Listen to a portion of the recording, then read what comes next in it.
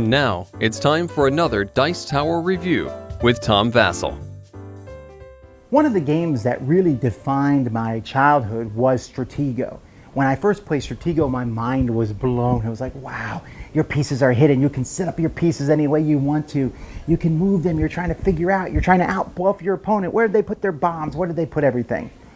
If you had told me there was such a thing as a 4-player Stratego, this Conquest Stratego, my mind would have exploded.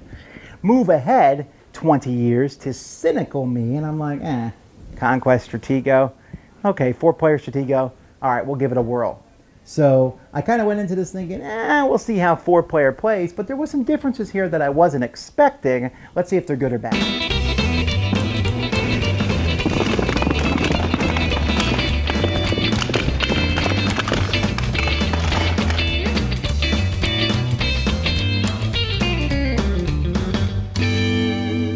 Is the board of the game, and the board is made up of different lands, and each land is split into 3 regions. So each of these, if you are the only person to have units in that region, you'll take the tile that match that region, and you'll have them in front of you.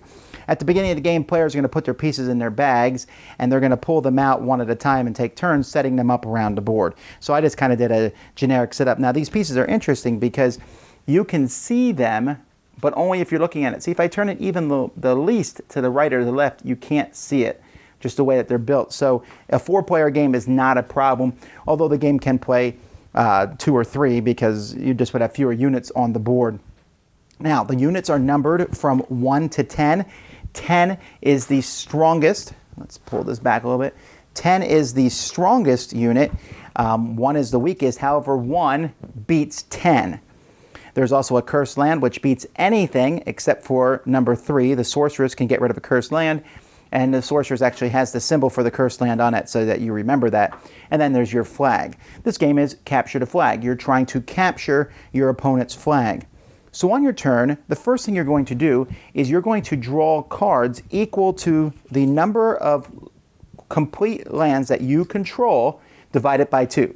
So if I have 4, I would do 2. And so I would draw the cards. Let's say I have 6 lands. So I would draw 3 cards, and I pick one of these cards to play. So I might choose any 3 of my units and switch their locations. Or I can make 2 extra moves this turn. What other kind of cards are in here? Draw a unit randomly from my bag and put it in a zone. Lots of these blitz cards where I can make extra moves. Reinforcements, bring a unit and place it in an unoccupied space. Surprise attack, put a unit randomly in a bag and place it on any unoccupied zone on the board. Pick 2 adjacent units on the board and look at them, trying to figure out where your opponent's flag is. So most of these are pretty much the same. There's one card, Traitor, which is really powerful, but it's on the bottom of the deck. So you got to go through the whole deck before you get to this one. You guess the identity of any unit on the board and look at it. If you guess correctly, it's instantly defeated. So players will do that first. Then you're going to have moves. Some of these spots on the board have cities on them. For each city that you have, you will get an extra move. So everyone starts with 1 move, and you get extra moves for each city that you have at the beginning of your turn.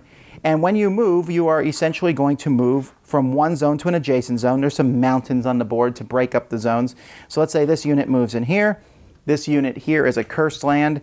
The unit that attacked it was a 6. The cursed land wins. Both of those are revealed to all the players, and this goes back in the bag. This unit attacks this unit. This one here is a 7, the red unit. The yellow one is a 3. 7 beats 3.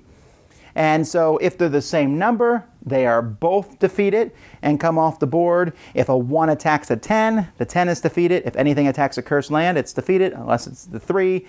The number 2 scout is a special piece because it can move as many lands as you want. If you capture your opponent's, one of the flags of your opponents, they are not out of the game. Instead, they can keep playing. They can no longer draw cards and use them, and they have to capture your flag to get their flag back. If one person captures all 3 of their opponent's flags, or however many opponents are in the game, they automatically win. That's how you play. I was really surprised by Conquest Stratego. It's not a great game, okay? Don't get me wrong, there's nothing amazing about this game, but it's a fun game. I really liked how, first of all, the pieces are well designed so that you only see your own pieces, so that's good. The board, less well designed.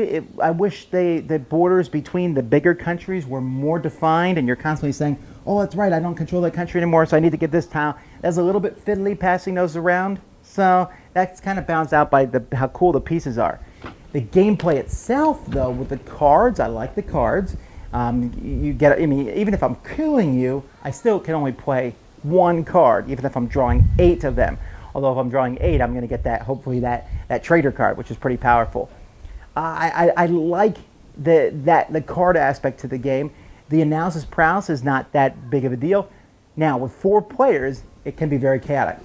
People are just attacking each other everywhere. And while when I'm playing one person, I'm like, okay, I remember where all their pieces are. Playing 4 people or playing 3 people, I have a much harder time remembering where all their stuff is.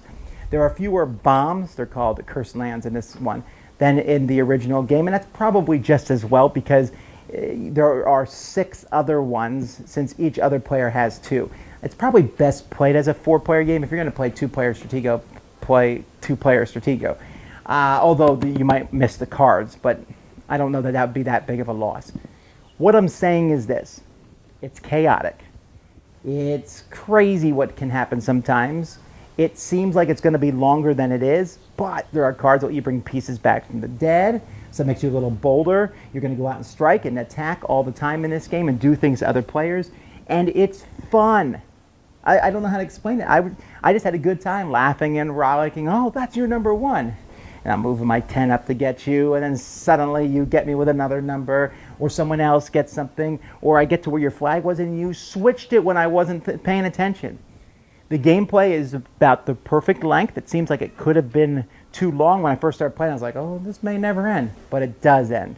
Even though you can bring pieces back, you can only bring back 1 at a time usually, and it's still a random draw from the bag, so you're not bringing back your best piece.